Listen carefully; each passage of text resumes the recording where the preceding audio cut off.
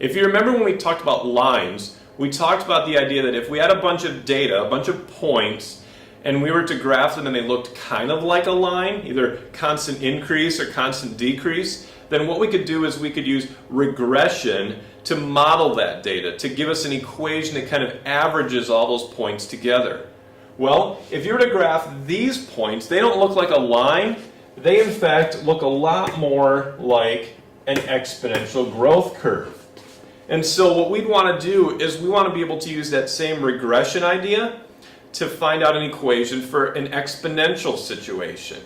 Now you'd find your website, your app, your software, your spreadsheet, whatever that is, and you type all these values in just like you did before, and then instead of clicking on linear, you click on exponential, or perhaps you have to click on an equation like b times g to the x, or some of them will use a times b to the x, something that has x as the exponent. That's the key behind exponential.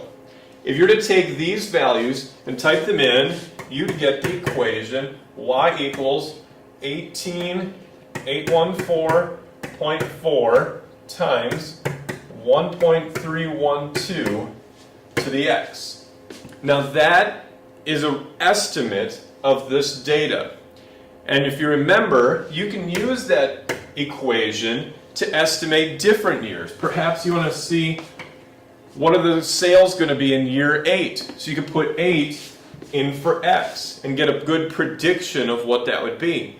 You can also do things like putting in 2 and get a predicted value, and then you can compare that to the actual value. You remember when we subtract that predicted value and the actual value? That's what's called a deviation. So you can use regression just like we used it for linear. You can also use it for exponential situations as well.